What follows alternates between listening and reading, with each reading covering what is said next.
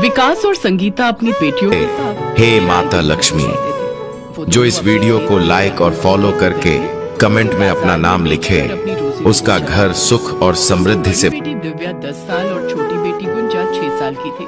विकास और संगीता सुबह सुबह घर का काम निपटाकर खेतों से तरबूज तोड़कर बाजार में बेचने निकल जाते। एक रोज आसमान में काले घने बादल थे। दोनों बाजार में तरबूज बेचने बैठे थे।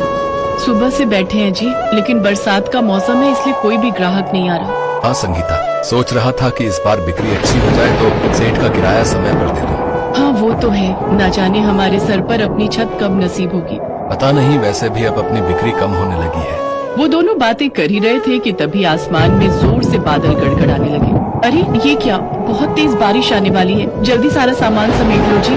दोनों ने जल्दी से तरबूज की टोकरी उठाई और घर की ओर जाने लगे। लेकिन वो दोनों इस बात से अनजान थे कि रास्ते में काल बनकर बैठी मौत उनका इंतजार कर रही है। बीच रास्ते में पहुंचते ही अचानक विकास का पैर तूफान में टूटे हुए बिजली की तार पर पड़ा और उसकी जोर से चीख निकली। क्या हुआ जी?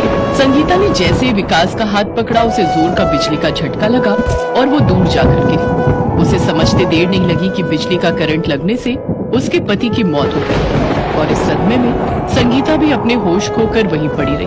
उधर रात भर दोनों बच्चियां अपने माता पिता के इंतजार में चौखट पर बैठकर रोती रही। सुबह विकास की लाश और सदमे में जा चुकी संगीता को घर लाया गया।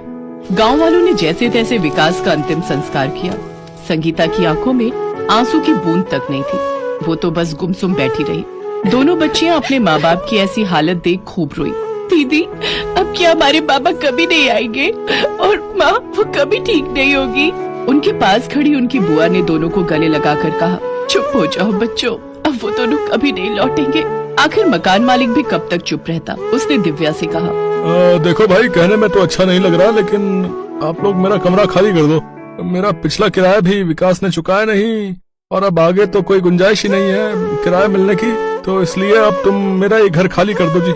ये सुनकर दिव्या रोने लगी, लेकिन तभी उनकी बुआ बोली, चलो लड़कियों, तुम मेरे साथ मेरे घर चलो।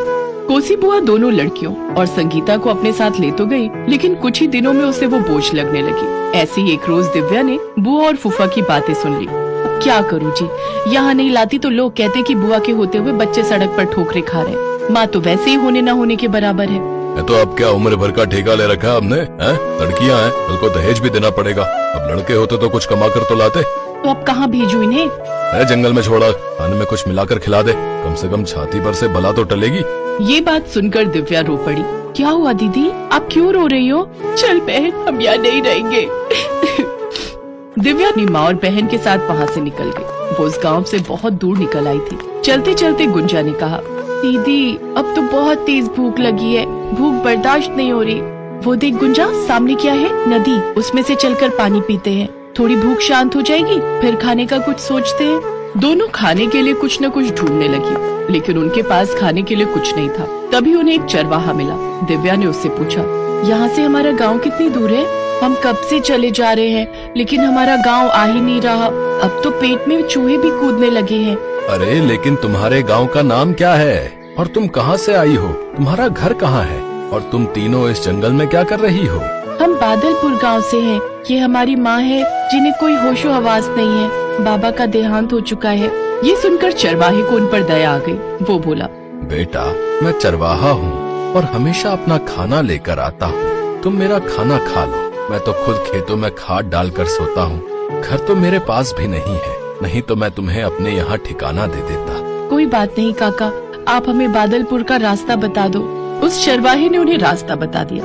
वो चलते चलते अपने गांव की ओर पहुंच गए। फिर अपने उस खेत में गए जहां उनके माँ बाबा खेती करते थे। उस खेत में अभी भी कई सारे तरबूज लगे हुए थे। उन्होंने कुछ तरबूज खाने के लिए तोड़े। दीदी अब हम रहेंगे कहाँ?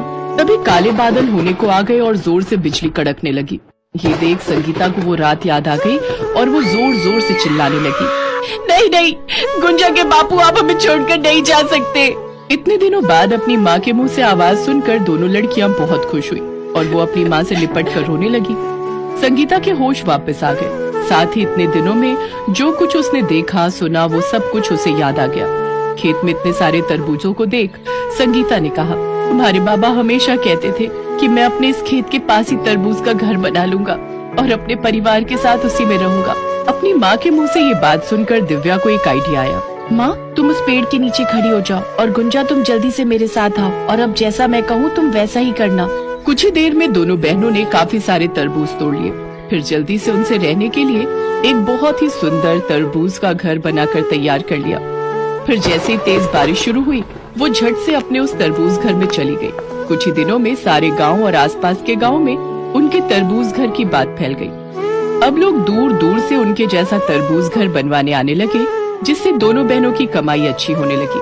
फिर अपनी माँ का इलाज और दवाइयाँ उन्होंने अच्छे से अस्पताल में करवाया, जिससे कुछ ही दिनों में वो पूरी तरह ठीक हो गई और अब वो सब एक साथ खुशी खुशी रहने लगे।